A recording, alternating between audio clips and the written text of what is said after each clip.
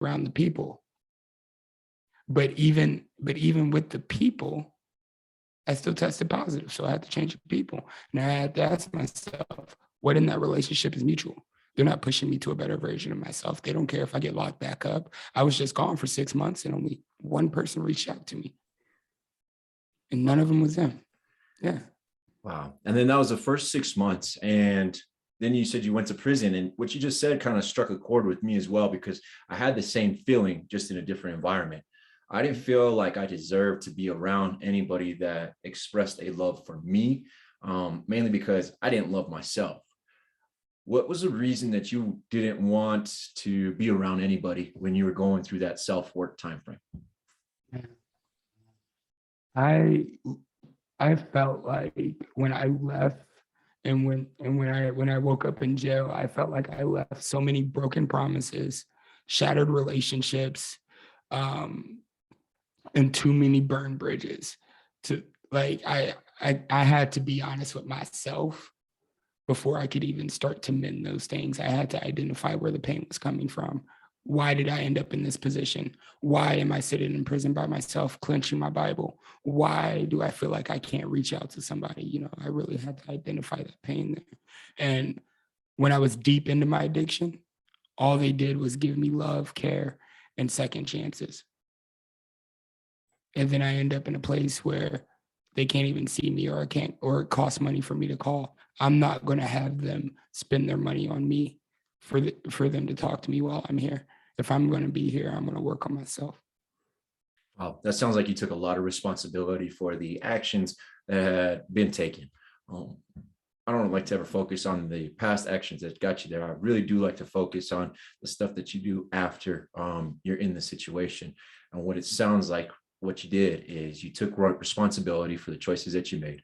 You accepted where you were at, and you kind of made that work going forward. So do you mind telling me a little bit more on how you started moving forward in your journey while you were in this what society calls a negative environment, what everybody else would say, you know, that's a hard place to be at?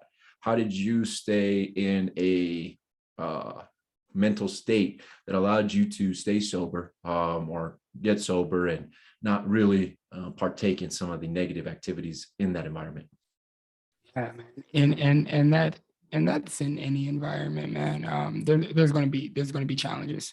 There's going to be tasks. There's going to be people who push your limits. And I always remind myself that anywhere I go, I am not a product of my environment. My environment is a product of me. And so that environment will shape how I show up. But the biggest thing for me moving away from those environments and those people's places and things was educating myself. Man, I read so many books. When I got out of prison, I just wanted to be a good person, dog. Like I had this goal to where I want to, if I'm gonna be a good person, I'm gonna be the best good person there is to be. Like that was my goal when I got out of prison. And so I read books. I read Good versus Even by Martin Buber. But one book that changed my life was The Four Agreements, and it taught me four things, man. Be impeccable with your word. Don't take anything personally.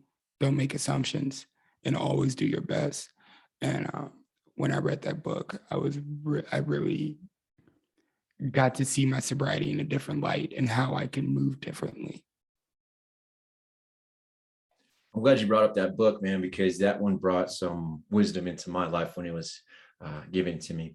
What are some other books that you would recommend to somebody who's navigating their own journey in a isolated mindset? Let's call it that, because we both know we have to work on ourselves. We both talked about, hey, I had to do some self-work, and what that really took was self-reflection, right? Michael Jackson says, man in the mirror. Everybody talks about, you know, self-reflection, how you do it. So we start working on that. What would be some other books that really stood out to you? Yeah, The Four Agreements, The Mastery of Love by Don Miguel Ruiz. So all of his books that he's written, man, The Mastery of Love, The Fifth Agreement, The Voice of Knowledge, The Mastery of Self, Eros, The Guide on Unconditional Love, um, gosh, the actor, There's some There's gems, this, Doug. I'm telling you, I try to read so much, and I consume so much. I consume so much because I had to relearn me. Mm. I had to relearn and learn who I wanted to be. You know, What was the biggest thing that you had to relearn? What was like kind of the tipping moment, I guess, that was like, oh man, I really can do this. Like, it's actually working. For me, I, I had some small wins. Keeping a job for about a whole 6 months, that was a win for me. So at that point, I knew that there was a tipping moment. Like, yeah, okay, I'm headed in the right direction. And then, there's some other indicators with people telling me, hey, I see that you're making some changes. How can I help? Those type of things were tipping points in my life. What were some tipping points in your life that kind of gave you that encouragement to continue your pursuit? I wouldn't even, I wouldn't even say relearn, man. I had to learn how to forgive myself. I thought forgiveness, and this is for anyone. Forgiveness is a choice, and it is not for the person who did the injustice. It is for you, so you can reclaim your power. Once I learned that forgiveness is a choice and it's for me, man, I started forgiving everybody. I started releasing so much hatred, so much envy, so much just jealousy. I had to forgive my dad. I had to forgive my mom. I had to forgive all four of my sisters, and they didn't even know I was doing this. But I took a piece of paper, and on the front of it, I wrote everything I hated him for, and then on the back of it, I wrote everything I forgave him for. I didn't even read it to him. I did that for me, so I could see what I was releasing. Man, I had to learn how to forgive, and once I learned how to forgive and release. See, I don't believe that forgiveness is complete until release, until we can release that action. So once I learned how to release and forgive, I was able to move forward in my life, man, and actually start creating something, molding a life. Gotcha. Gotcha. Thank you for that, because you're right. Forgiveness isn't for the person who did the wrong, whatever. It's really is for you, like you said. And I think that when we start forgiving people, we become lighter and we become brighter personally, mainly because we know we have that power back, right? Like sometimes people doing us wrong, disrespecting us, hurting us either physically, emotionally, or mentally, ruining something that maybe we work towards. When we hold on to those grudges and that type of weight, I think it does like bring us down, our spirits down, at least our minds down. It bogs us down mentally. We're always thinking about it. And then physically, we're always just like tense, So I truly believe that forgiveness that you talk about right there, what makes you lighter and brighter. And I want to highlight for anybody that does need to work on some forgiveness. The tip that I just took from Jay for myself was write it out, all the things that you are bugged by, upset by, frustrated by with that one individual on one side of the piece of paper. And on the other side, write out what you forgive them for. Exactly the opposite of, or exactly those things. I think that's a really cool method because it gets it off of your mind, gets it out of your body, and then you can kind of do whatever you need to do with it. So if you are looking for a tool, tip, or trick to work through forgiveness in your journey, I would strongly suggest what Jay just mentioned there, because nobody has to see it. You don't have to go read it to them. None of that has to happen, but it has to come out of your head. Thanks for that tip, man. Do you mind if we start talking a little bit more about well, let's do this. When you got out,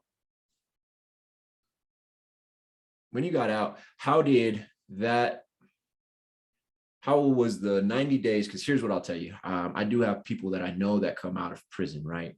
And one of the things that I hear is, right about 90 days, people start to get excited. It's like their last 90 in. And I've heard stories, both sides of it, people who have to do longer stretches start to mess with you. I also heard some stories that's when individuals start to really work on themselves because they think that 90-day window is going to be the most helpful. How long before your release date did you start working on yourself?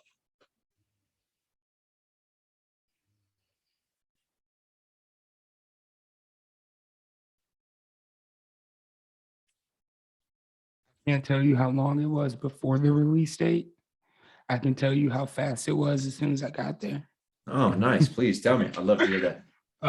It was about 2 weeks in, man. It was about Okay. 2 weeks in, if that long. I would say about 10 days to put an Gotcha. exact number on it. I went through a full week and I was like, okay, this don't get better.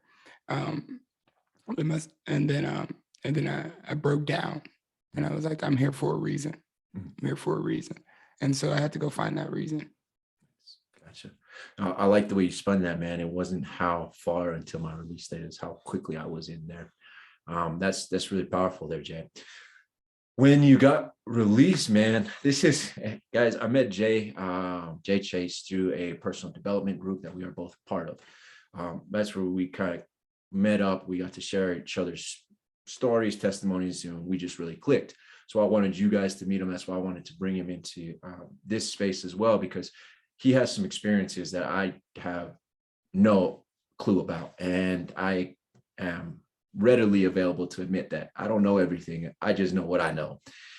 What I really am encouraged by, man, and I'd like to spend some time talking about this, is when you got out, what did all of these self-work, the personal development, focusing on yourself, how did that translate when you got out? What were some of the benefits? What were some of the things that you found a little bit of a struggle to keep up? Do you mind sharing some of that with us?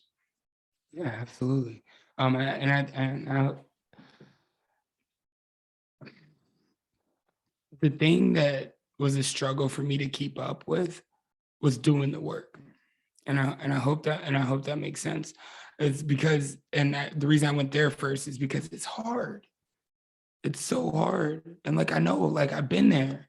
Like when you want to change, like nobody ever fails because of the desire to change. It's never because they don't want to be the better version of themselves and they don't want to try and make somebody proud or, to leave a legacy or create something great.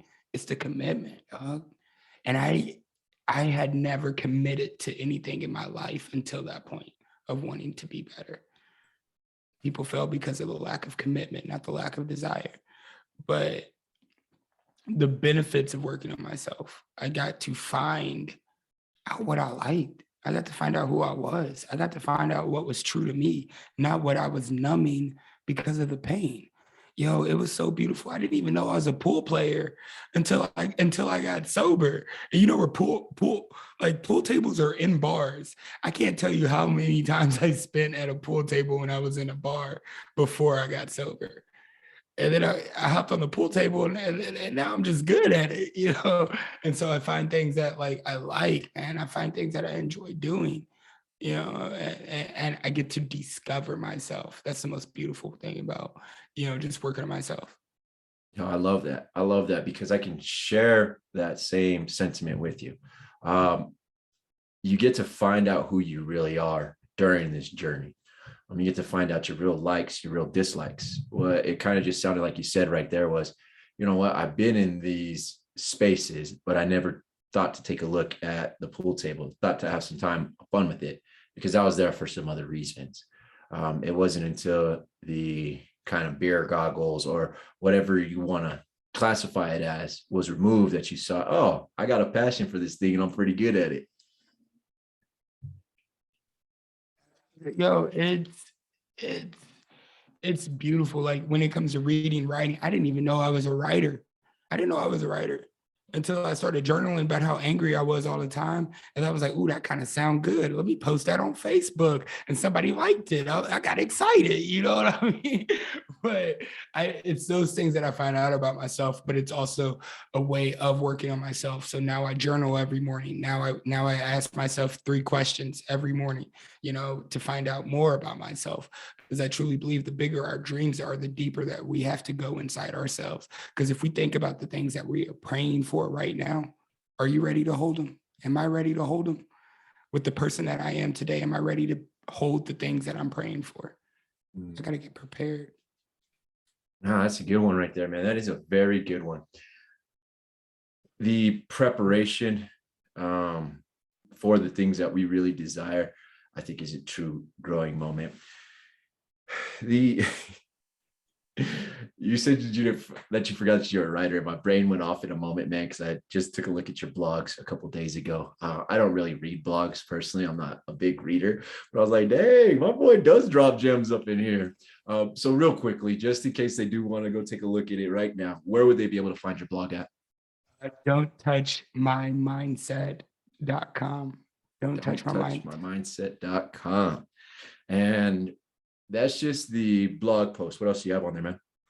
Yo, that's the whole podcast, man. That's Okay. the whole it's don't touch my mindset and me, man. I'm building, I have a community, we have some apparel, we got the blogs, we got the podcast, and then you have me as a speaker, of course. I have the YouTube under VJ Chase, I have the Instagram under VJ Chase, but both of them you can find me. We're intertwined. Gotcha.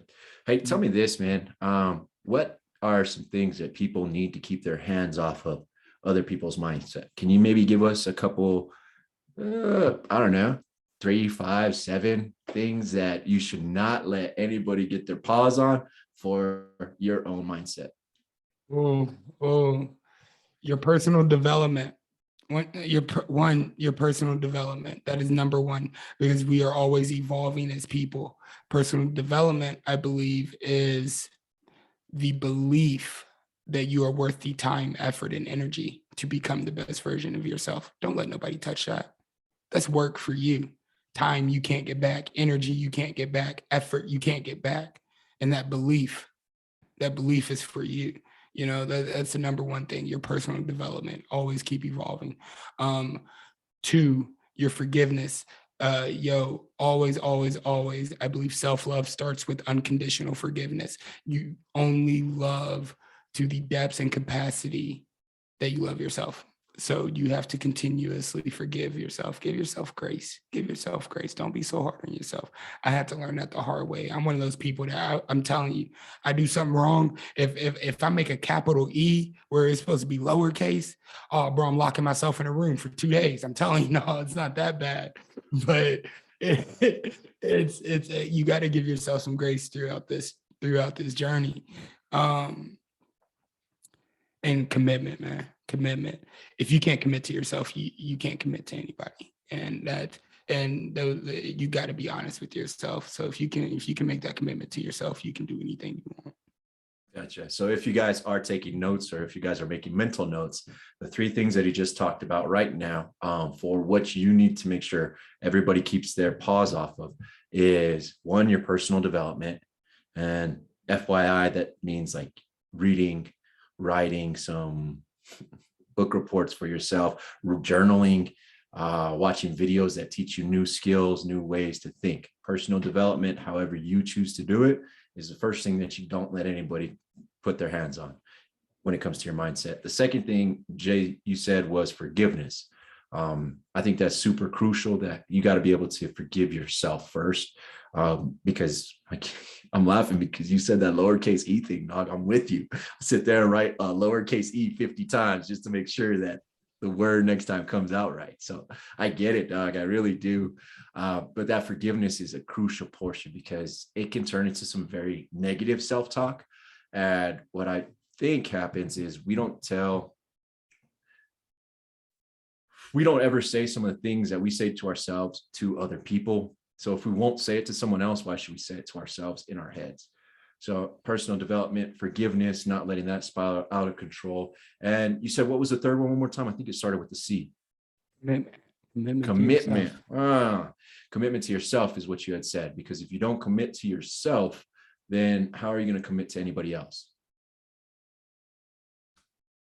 Dang, dude. Well, that commitment, I think we should stick on just for a moment, because for me, I really had to focus on a mindset, right? My mind would go in a bunch of different places, a bunch of different ways. I would say, let's put it like this. Wake up in the morning, I wanted to drink, I wanted to use. I would say, I'm not going to use, I'm not going to drink today, because I know it's bad for me. I had that regret feeling, right? And 2-3 hours later, I was at the liquor store. I was hitting up the homie for a sack. And then I would really get down on myself because, Nico, you said you were going to do this, but you dropped the ball. So where else are you going to drop the ball at? That would be kind of the self-talk cycle that I went through. Did you have any type of similar self-talk cycles like that when it came to commitment, or how did you get out of the negative self-talk cycles? And I can tell you how I got out of them because there was no other option for me. And this is from my own personal experience. Like I said, it's like it's freedom or alcohol for me at this point when making daily decisions. But Abraham Lincoln said, commitment is the glue to make your dreams into realities. And I literally thought about what I wanted to be every single day.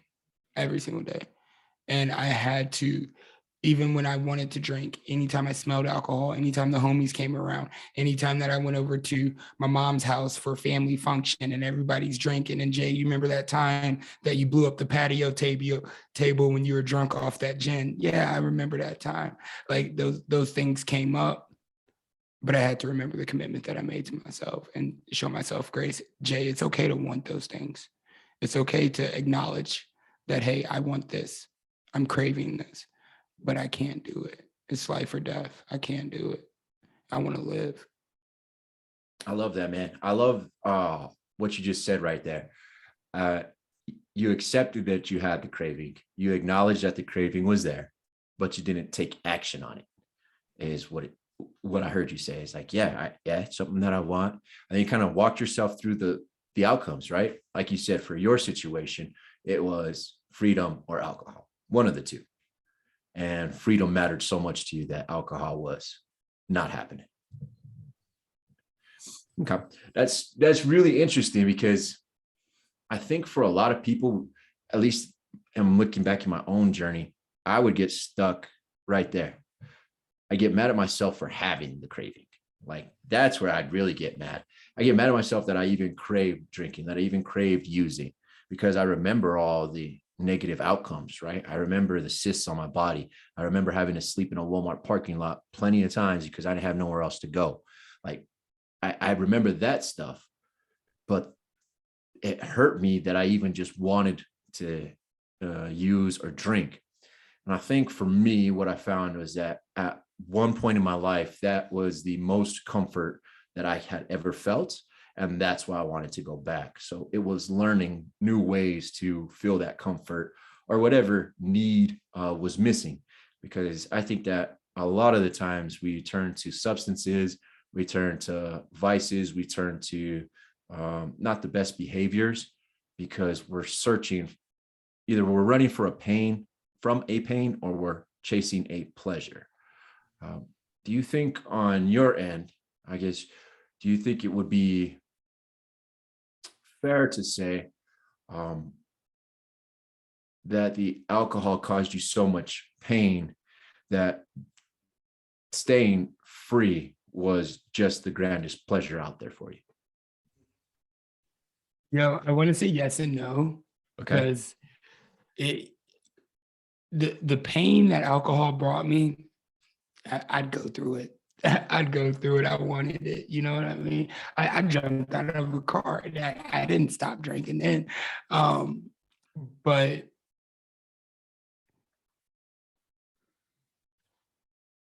what it did bring out of me was I know what that life is like. I don't know what sobriety is like. That's a good one. So let me be sober for the amount of times that I was deep into addiction. So give me 4 years and then I'll make the choice if I want to go back to drinking. Give me 5 years, 5 years in addiction, 5 years sober. I can clearly make a decision now, right? Which life do I like better? Which one's better? I like sobriety. I like that, man. I really like that. I like the way that you made that perspective there. Guys, we're going to be opening this up for a question and answer here for maybe about the last 10 minutes. So if you do have any questions for my guy, Jay, please start to think about those. We've talked about a lot of different things in our conversation today. I really just get encouraged by your story, dog. I ain't gonna lie. Like every time I hear you talk about it, I'm just like, yeah, that's one for the win column. Because for me, it's encouraging to see other individuals chasing the best version of themselves. Because I can't tell anybody else how to be the best version of them, right? What I can do is I can listen as they express what they believe the best version for them at that point is, and then I can work with them to get them to that point. My question to you, Jay, as we kind of wrap up here, I'd like you to share with me what is the best version of Jay? What is the best version character wise? If you don't mind giving us some character traits, the best version of Jay. What do you imagine when you see that, man? Man, I'm gonna keep it real simple because this is what I this is what I strive for. This is what I strive for. Is the best version of me is existing and nothing but generosity and leading and unconditional love. That's what it comes down to for me. That's the best version of me. Now, if I have any type of resentments, hatreds, or any ill intent inside me, I'm not being the best version of myself. If I'm not being impeccable with my word, I'm not being the best version of myself. If I'm taking things personally, I'm not being the best version of myself. If I'm making assumptions about what this or that are doing, or if I think I can do this, or if I think I can make more money over here because I assume that I think that I know their next plan, I'm not being the best version of me. I'm just wrapping myself up. So the best version of me exists with generosity and unconditional love. I give what I get. I love it, man. I love it. Thank you for sharing that. I do have two other things I just want to talk about, guys. One is there is a joy that you get in recovery. I don't know what that is for anybody else on that call. I know what it is for me. But in that joy that we get with recovery, you're able to do a lot of different things. Jay, you've been able to create yourself a very nice lifestyle since leaving, since returning to being released, whatever we want to call it. Tell us how that happened as well, if you don't mind, because I think for a lot of individuals, they get stuck in the mindset of, oh, all I'm going to do is, or we confine ourselves. What I really like about you and your spirit is that there's not a confinement other than what you've placed on yourself to be the best version of yourself, which you just described to us. But tell me, how did you get into the car industry? How did you use maybe traits that you previously had to benefit there?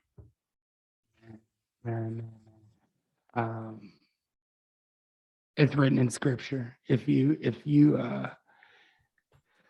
be you, the world will make room. If you operate in your gift, the world will make room for you. I've always been a talker. So since school, man, and I sold shoes in high school at the mall. And there was one night where I was out drinking. Of course, this is maybe the one good thing that's came from my addiction. But I was out drinking, but I was out talking. I get real talkative when I was drinking. This guy pulled up in a Mercedes Benz, and I was 19 at the time.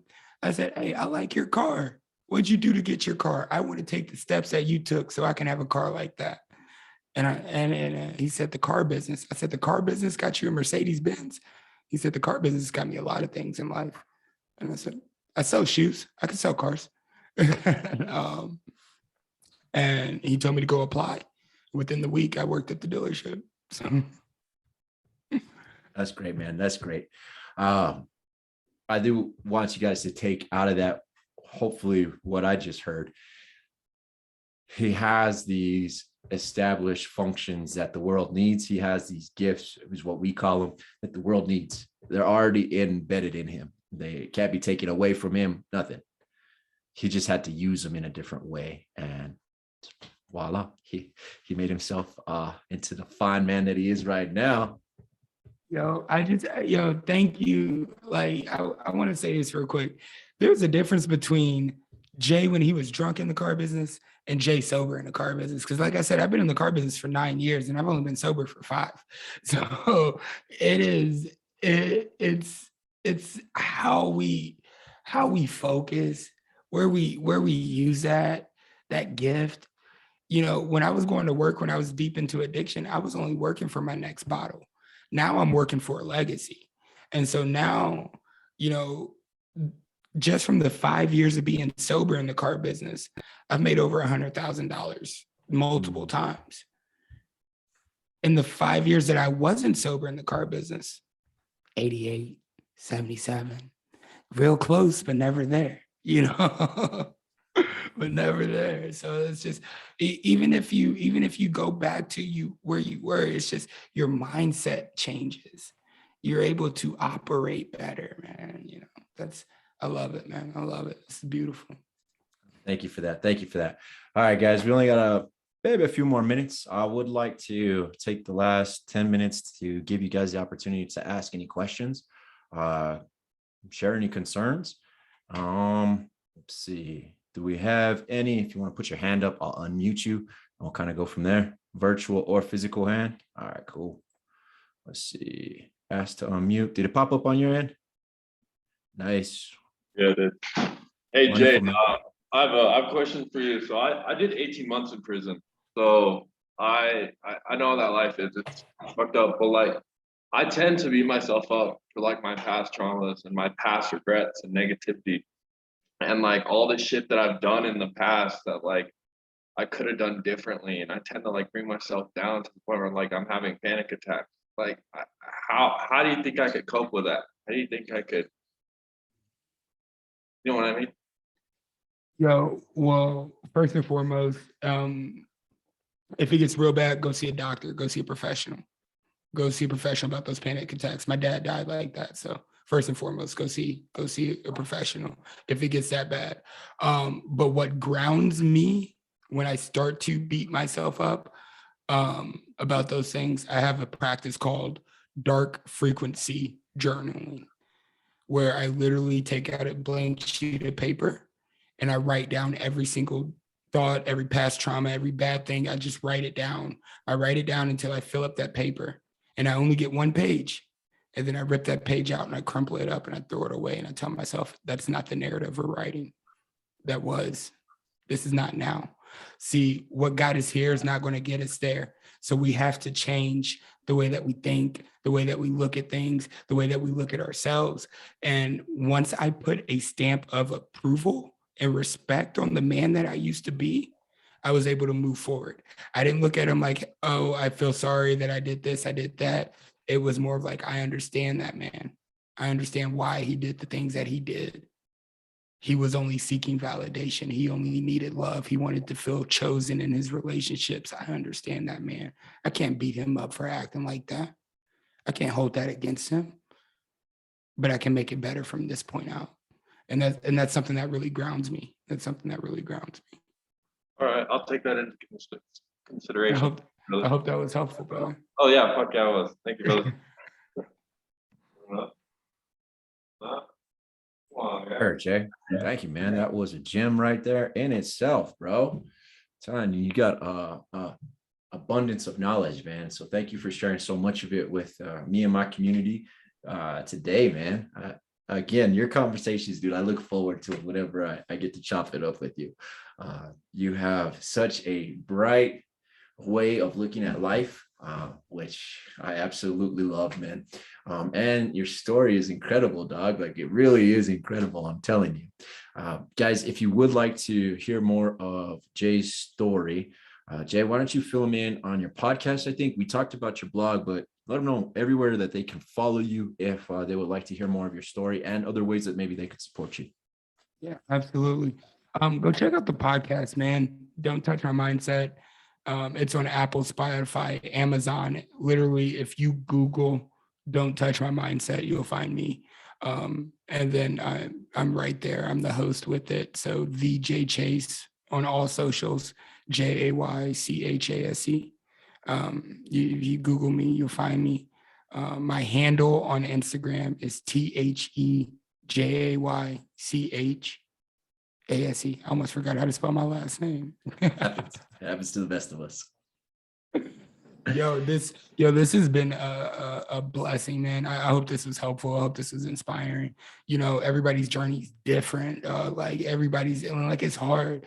But one thing you got to know is that it is possible. It is possible, and we have that choice to make.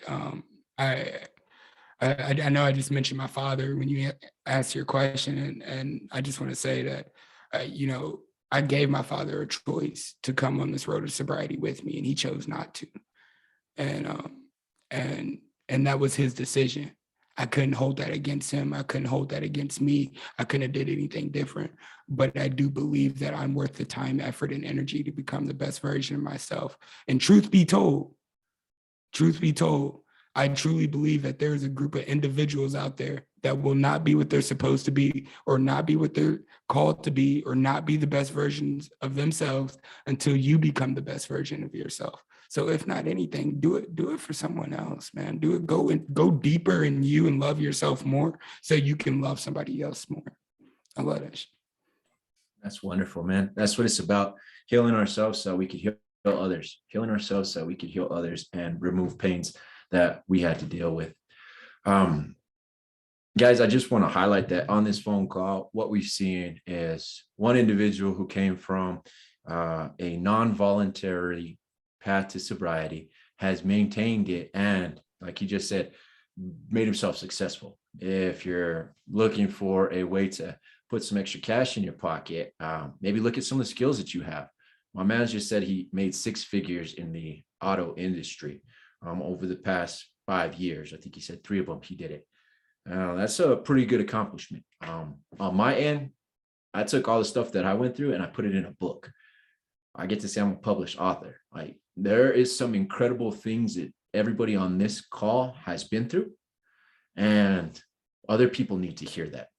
That's the reason why HAC has allowed us to kind of have these events. I hope that you guys do join us next week. I'm going to be bringing on another guest who's going to be sharing some insights.